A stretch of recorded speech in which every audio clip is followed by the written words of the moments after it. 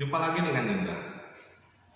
Dambaan atau kerinduan semua orang pasti menginginkan hidup rukun, aman, damai, dan tentram, kan? Jadi sedapat mungkin kita menghindari yang namanya perselisihan, konflik, atau masalah, atau pertengkaran, ya, baik dalam masyarakat, di komunitas kita, maupun di dalam keluarga. Tetapi seringkali kita masih mendengar masih begitu banyak pertengkaran atau perselisihan atau perebutan, ya, di mana saling ancam, bahkan pembunuhan. Hidup kita seolah-olah menjadi was-was, menjadi takut, menjadi khawatir. Banyak orang yang masih mementingkan diri sendiri.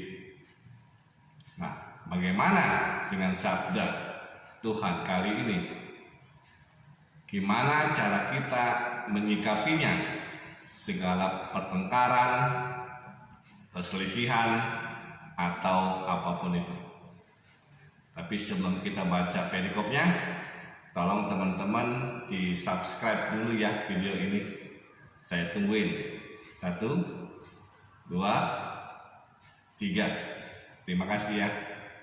Injil Lukas bab 12 ayat 49 sampai 53. Aku datang untuk melemparkan api ke bumi, dan betapakah aku harapkan api itu telah menyala. Aku harus menerima baptisan, dan betapakah susahnya hatiku sebelum hal itu berlangsung. Kamu menyangka bahwa aku datang untuk membawa damai di atas bumi? Bukan. Kataku kepadamu, bukan damai, melainkan pertentangan. Karena mulai dari sekarang akan ada pertentangan antara 5 orang di dalam satu rumah. 3 melawan 2 dan 2 melawan 3. Mereka akan saling bertentangan. Ayah melawan anaknya laki-laki, dan anak laki-laki melawan ayahnya. Ibu melawan anaknya perempuan, dan anak perempuan melawan ibunya. Ibu mertua melawan menantunya perempuan, dan menantu perempuan melawan ibu mertuanya. Demikianlah Injil Tuhan. Terpujilah Kristus.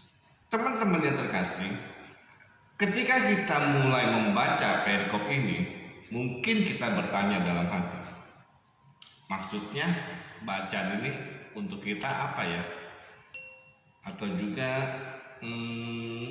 kok Yesus membawa api ke bumi untuk apa? Mungkin juga kok Yesus membawa pertentangan. Mungkin itu pergumulan pertanyaan yang timbul dalam hati kita ketika kita mulai membaca perikop ini. Nah, teman-teman yang terkasih, ketika kita mulai atau istilahnya mulai bingung untuk memahami sebuah perikop kitab suci, kita harus melihat dulu konteksnya. Maksudnya, kita harus melihat dari bab 12 secara keseluruhan. Ya, dimana dalam bab 12 ini, kalau kita mulai membaca atau dari ayat pertama, di situ dikatakan pengajaran khusus bagi para murid-murid, ya, dimana para murid itu diajak waspadalah terhadap ragi, yaitu kemunafikan. Jadi murid-murid diajak supaya jangan menjadi orang munafik. Lalu dilanjutkan dengan pengajaran tentang ketamakan. Jadi keserakahan orang supaya kita waspada untuk menjadi serakah. Lalu dilanjutkan lagi dengan hal kekhawatiran, di mana segala sesuatunya kita merasa khawatir. Di sini Yesus menegaskan supaya kita jangan khawatir tentang hidup kita. Lalu perikop berikutnya itu mengajarkan kita kewaspadaan, bersiap siaga dan berjaga-jagalah. Yesus memberikan perumpamaan tentang hamba-hamba yang baik dan hamba-hamba yang buruk. Nah, bagaimana dengan ayat 49? Aku datang untuk melemparkan api ke bumi, dan betapakah aku harapkan api itu menyala.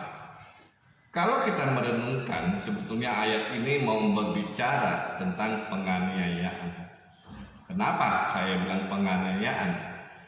Kita harus melihat bahwa Yesus datang itu diutus oleh Allah Bapa untuk mewartakan kabar baik atau mewartakan kerajaan surga dan pertobatan, kan? Selain mewartakan, Yesus juga tahu bahwa dia diutus oleh Bapa ke dunia ini untuk mengalami penolakan. Dikatakan di ayat 50, aku harus menerima baptisan, dan betapakah susahnya hatiku sebelum hal itu berlangsung. Ya. Di sini Yesus mau mengatakan tentang penderitaan yang dia alami. Dia harus menanggung dosa manusia. Dia mengalami penolakan, lalu dianiaya, dicemooh, dan akhirnya mati di kayu salib. Dan dalam baptisan yang dia katakan dalam ayat 50 ini, istilahnya dia dibenamkan. Kalau sekarang kan baptisan itu kan kita dibenamkan atau dipercikan air. Nah, ini Yesus mau mengatakan dia mengalami kematian dan akhirnya dibangkitkan oleh Tuhan dan mencapai kemuliaan Tuhan. Di ayat selanjutnya itu dikatakan, kamu menyangka bahwa aku datang untuk membawa damai di atas bumi. Bukan, kataku kepadamu, bukan damai, melainkan pertentangan. Ya. Di ayat ini Yesus ingin menegaskan kepada para murid yang seperti kita lihat di awal-awal bab 12, di mana Yesus mengajarkan khusus kepada para murid-murid. Di sini mau ditekankan bahwa pertentangan itu akan terjadi juga, bahwa para murid juga akan mengalami penderitaan.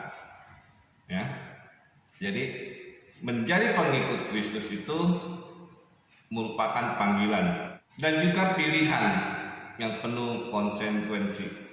Ya. Kita harus sangkal diri, pikul salib, dan ikutilah teladan Yesus. Sedangkan di ayat 52 dan 53 ini adalah perumpamaan tentang bagaimana orang-orang menolak tentang kabar baik itu. Ya. Kenapa? Karena para murid pun setelah diajak untuk bertobat dan mendengarkan sabda atau firman Tuhan, mereka pun disuruh untuk mewartakan kabar baik itu kepada semua orang. Nah, lewat kata dan perbuatan yang mereka lakukan untuk mengajak orang bertobat, inilah yang mendapat pertentangan dari orang-orang yang masih belum mengenal Kristus. Ya. Jadi sebagai murid, kita dari awal sudah diingatkan sama Yesus bahwa kita mengikuti jalan Kristus pasti mendapat pertentangan. Nah, teman-teman terkasih, sebagai penutup renungan saya kali ini ada sebuah ayat yang cukup kita menjadi kuat dalam Kristus. Berbahagialah hamba yang didapati tuannya melakukan tugas itu ketika tuannya itu datang. Ya. Untuk menginginkan kehidupan baru yang damai, rukun, aman, dan tentram akan kita dapatkan suatu saat nanti ketika Yesus datang untuk kedua kalinya. Dan sebagai refleksi kita kali ini, sejauh mana kita memaknai perbedaan pendapat antar sesama kita, baik dalam masyarakat, komunitas kita, maupun dalam keluarga. Renungkanlah. Terima kasih.